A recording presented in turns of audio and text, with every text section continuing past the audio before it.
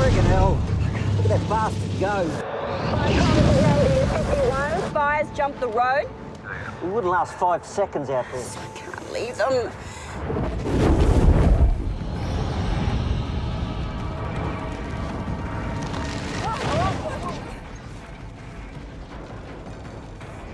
When the producers of Fires contacted us during pre-production on this highly ambitious series, they and the director were considering how best to film the dramatic burnover scene in episode 1 in a realistic and safe manner.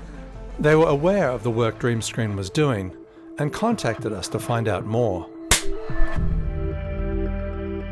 We had generated a fair bit of interest with our Dreamscreen tests, where we successfully crafted and created a number of varied scenarios. You know, we've shot in 2 days what would take a crew on location a week and a half, maybe 2 weeks. You know, we were doing some stuff where we were shooting in a space and just rotating the space around. I mean, to do that on location is a nightmare. You've got to relight everything, everyone has to move, all the cameras, the whole unit has to move. Whereas we don't have to do that in this, we can just rotate the volume.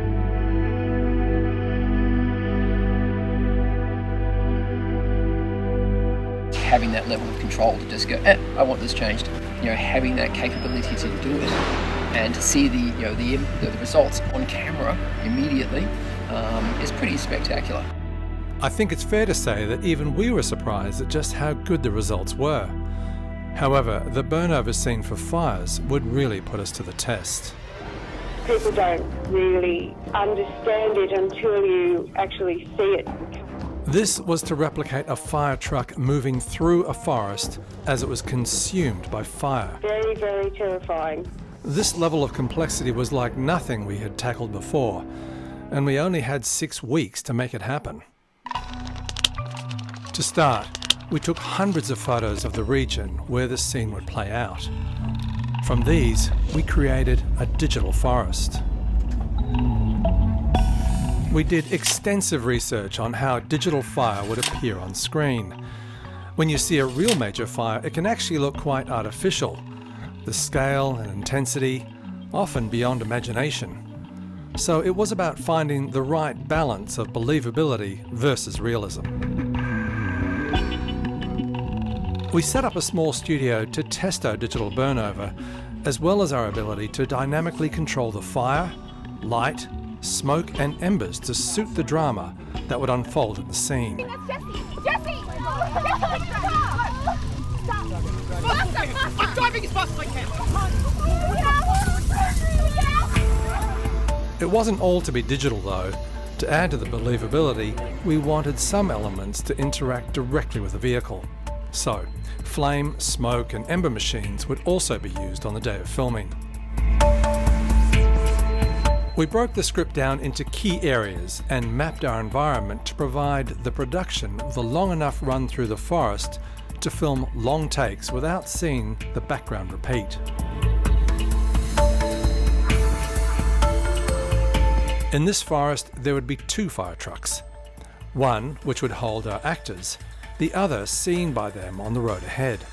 For this, our partners at TrackLab had digitally scanned a complete fire truck and turned it into a virtual vehicle that would be placed into the digital forest.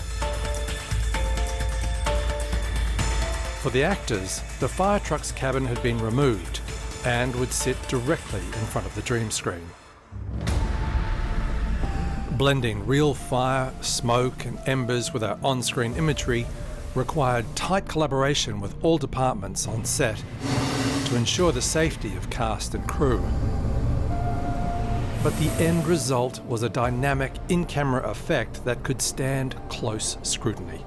It gave the actors a level of immersion they had never experienced in a studio environment before.